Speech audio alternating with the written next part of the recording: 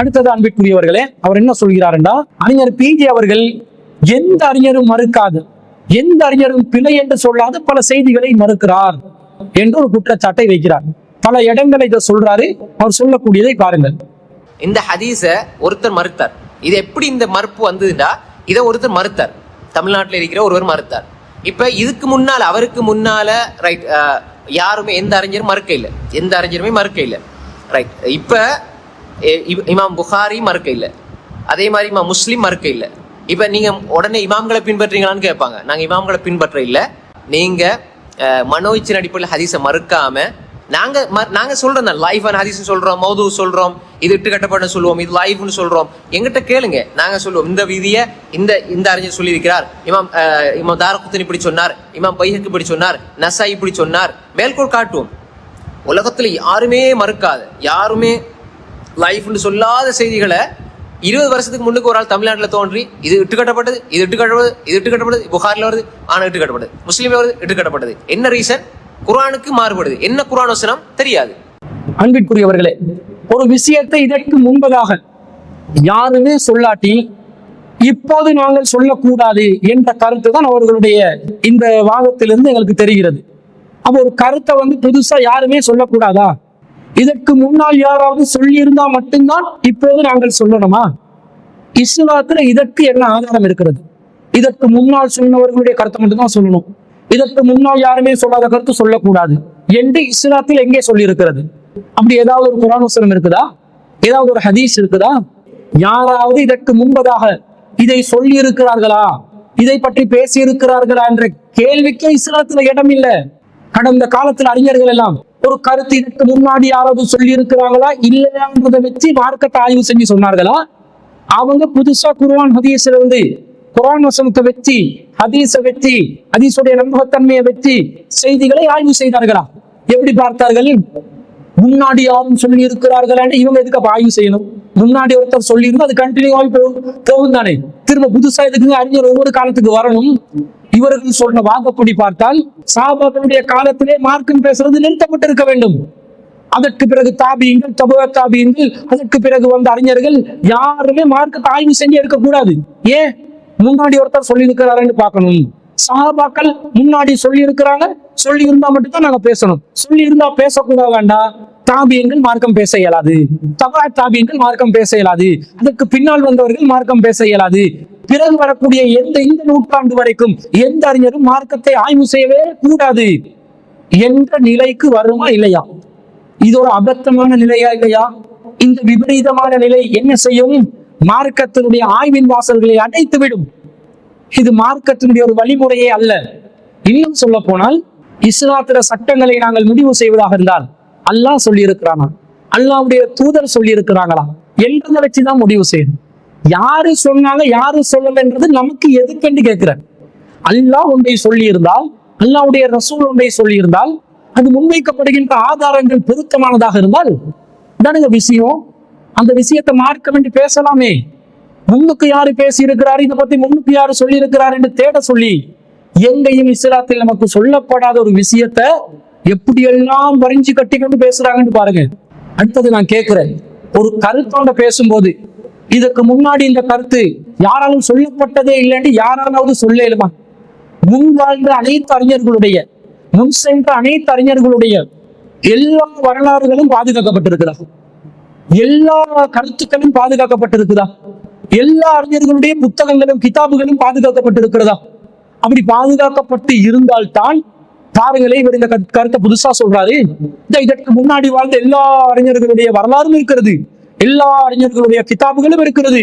அந்த கிதாபுகள்ல, அந்த அறிஞர்களுடைய வரலாற்று புத்தகங்கள்ல இவர்கள் சொல்லக்கூடிய கருத்து இல்லை என்று சொல்ல முடியும். அப்படி இல்லையே. எல்லா அறிஞர்களுடைய வரலாறும் இல்லையே, எல்லா அறிஞர்களுடைய வரலாறும் பாதுகாக்கப்படவில்லையே, எல்லா அறிஞர்களுடைய கிதாபுகளும் பாதுகாக்கப்படவில்லையே. அப்படி இருக்கும் பொழுது இந்த கருத்து முன் சென்ற அறிஞர்கள் யாருமே சொல்லவில்லை என்று எப்படி சொல்ல முடியும்? அல்லாஹ்வால் மட்டும்தான் அதை சொல்ல முடியும். ஒரு கருத்து இதற்கு முன்பதாக யாருமே சொன்னதில்லை, யாருமே இதை பேசியதில்லை, யாருமே இதை ஆய்வு செய்ததில்லை என்று யாரால் சொல்ல முடியும்? அல்லாஹ்வால் மட்டும்தான் சொல்ல முடியும். அல்லாஹ் தஆலா திருக்குர்ஆன்ல யஹ்யா அலைஹிஸ்ஸலாத்துடைய பேரை பத்தி சொல்லும் பொழுது என்ன சொல்கிறார்? யா ஜக்கரியா ஜக்கரியாவே, இன்னா நுபஷ்ஷிருக பிகுலாமின் இஸ்முஹு யஹ்யா, நாங்கள் உங்களுக்கு ஒரு குலாமை பற்றி நற்செய்தி சொல்கிறோம், அவருடைய பேர் யஹ்யா. லம் நஜஅல் லஹு மின் கப்லு சமியா, அவருக்கு முன்னால் இந்த பேர் யாருக்கும் வைக்கப்பட்டதில்லை என்று அல்லாஹ் 19வது அத்தியாயத்துல 7வது வசனத்துல சொல்கிறானா இல்லையா? அப்ப அல்லாஹ்வுக்கு தான் வரலாற்று இதற்கு முன்னாடி யாருமே பேர் வச்சதில்லை, யாருமே இப்படி வரலாறு பேசியதில்லை, யாருமே இந்த கருத்தை சொல்லியதில்லை என்று அல்லாஹ்வுக்கு மட்டும் தான் சொல்ல முடியும். மனிதர்களாக இருக்கக்கூடிய எவருக்கும் சொல்ல முடியாது.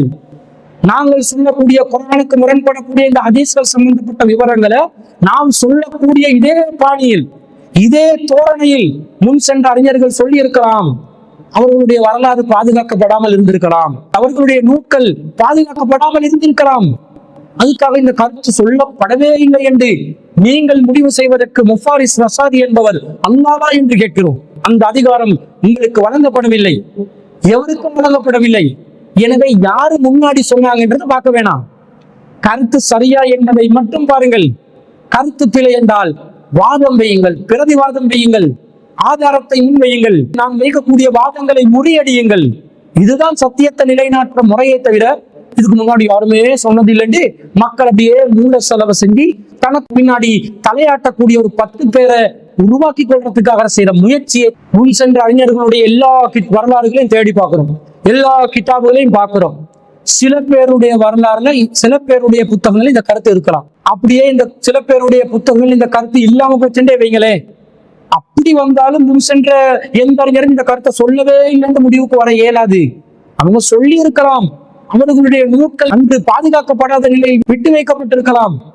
அந்த நிலையில யாருமே இந்த கருத்தை சொல்லவில்லை என்பது அறிவுபூர்வமான ஒரு வாதமே இல்லை. இன்னும் சொல்ல போனால், ஒரு கருத்தை ஏற்றுக்கொள்வதாக இருந்தா முன் சென்ற யாராவது ஒரு அறிஞர் சொல்லி இருந்தால் தான் ஏற்றுக்கொள்ள வேண்டும் என்று சொல்றீங்களே, இந்த கருத்திலேயாவது நீங்கள் உண்மையாளர்களாக இருக்கிறீர்களா?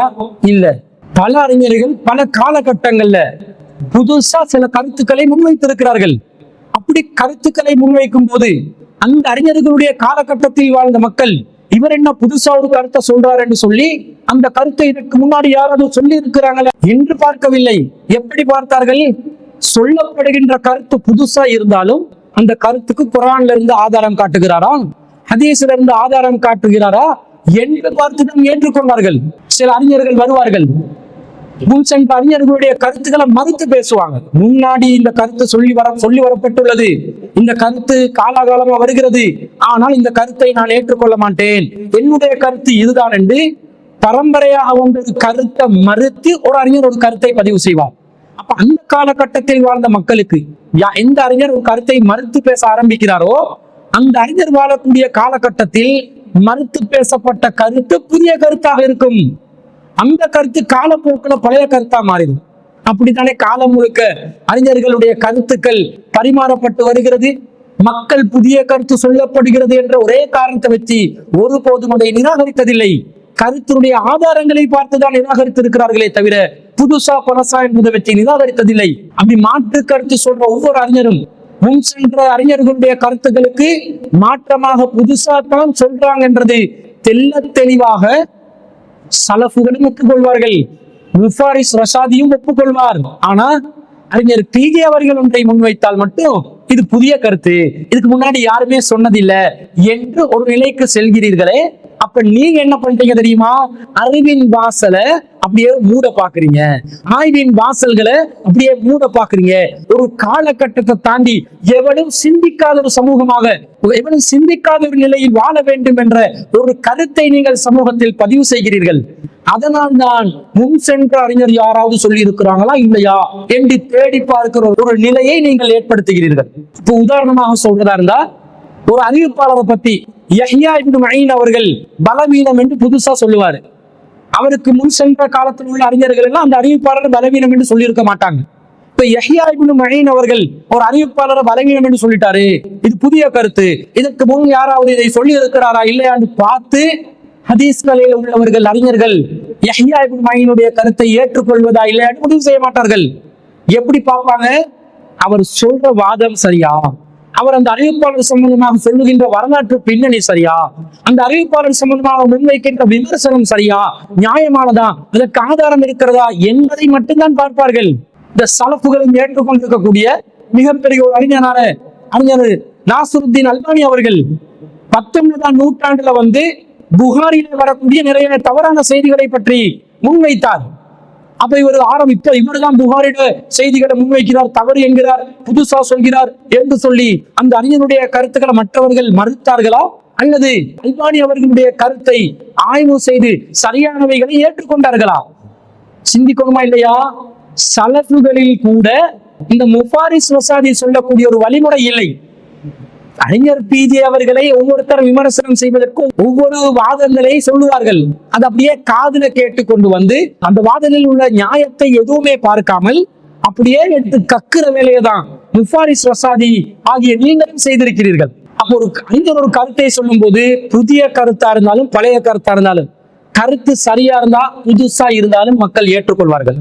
கருத்து பிழையா இருந்தா பழசா இருந்தாலும் விட்டு விடுவார்கள். இதுதான் அடிப்படை. இஸ்லாத்துடைய ஆய்வு செய்வதற்கான அடிப்படையே இதுவாக இருக்கிறது. இதைத்தான் மக்கள் அன்றைய காலகட்டத்திலிருந்து இன்று வரைக்கும் நடைமுறைப்படுத்தி வருகிறார்கள். வழிகட்ட சிந்தனைகளில் இருப்பவர்கள் தான் சொல்லப்படுகின்ற கருத்து சரியாக இருந்தாலும் புதிய கருத்து என்ற ஒரு வாதத்தை வைத்து பழைய கருத்தில் அது பிழையாக இருந்தாலும் நீடிப்போம் என்று இருப்பார்களே தவிர, நியாயமாக சிந்திக்கக்கூடிய நேர்வழியில் இருக்கக்கூடிய மார்க்கத்தை ஆய்வு செய்யக்கூடியவர்கள் வாதத்தையும் ஆதாரத்தையும் பார்த்து புதிய கருத்தாக இருந்தாலும் ஏற்றுக்கொள்வார்கள் என்பதில் இல்முனை அளவும் சந்தேகம் இல்லை. ஒரு அறிஞர் ஒரு ஹதீஸ் கலை விதியை ஆரம்பத்தில் முன்வைப்பார். ஹதீஸ் கலையில உசூலுல் ஹதீஸ்ல புத்தகம் எல்லாம் வெளியிட நினைக்கிற முஃபாரிஸ் வசாதி அவர்களே, உங்களுக்கு ஹதீஸ் கலையை பத்தி தெரியாதா? ஹதீஸ் கலை விதி எல்லாம் ஆரம்பத்திலிருந்து ஒட்டுமொத்தமாக தொகுக்கப்பட்ட விதிகளா அல்லது படிப்படியாக தொகுக்கப்பட்டதா? ஒரு ஹதீஸ் கலையில ஒரு விதி இருக்கும். அந்த விதி சரியில்லை என்று பிறகு வரக்கூடிய ஒரு அறிஞர் இந்த விதி ஏற்புடையதாக இல்லை என்று அதை மறுப்பார், அதை மறுத்து பேசுவார். பிறகு அவர் ஒரு புதிய விதியை சொல்வார். இது ஆரம்பத்தில் சொல்லப்பட்ட விதி அல்ல, எனவே நான் ஏற்றுக்கொள்ள மாட்டேன் என்று உசூலுல் ஹதீஸ்ல இருக்கக்கூடிய முஹத்திஸீன்கள் ஹதீஸ் ஆய்வாளர்கள் எல்லாம் அந்த கருத்தை மறுத்துவார்களா? ஏற்றுக்கொள்ளாமல் இருப்பார்களா? புதிய கருத்து என்று சொல்லி நிராகரிப்பார்களா? இல்லை. புதிய உசூலை முன்வைக்கிறார். இந்த உசூலுக்கு அடிப்படை சரியா? அவர் அந்த உசூலை குர்ஆனில் இருந்து எடுத்தாரா, ஹதீஸில் இருந்து எடுத்தாலா? தகவல் தொடர்பு சம்பந்தப்பட்ட தகவல்களை ஏற்புடைய தகவல் என்ன, நிராகரிக்கத்தக்க தகவல் என்ன என்றது அடிப்படையில் சிந்தித்து முடிவெடுக்கக்கூடிய நியாயமான மனசாட்சியின் அடிப்படையிலே அந்த உசூலை முன்வைத்திருக்கிறாரா இல்லையா என்பதை பார்ப்பார்களா? அல்லது புதுசா வச்சாரு எனவே ஏற்றுக்கொள்ள மாட்டோம் என்றா நீங்க சொல்லக்கூடிய, நீங்கள் எழுதக்கூடிய, நீங்கள் வாசிக்கக்கூடிய உசூலுல் ஹதீஸ்களை விதியே வந்திருக்காது. அப்ப நீங்க சொல்லக்கூடிய இந்த வாதம் முற்றிலும் முழுதாக தவறான வாதம் என்பதை நான் பதிவு செய்து கொள்ள விரும்புகிறேன்.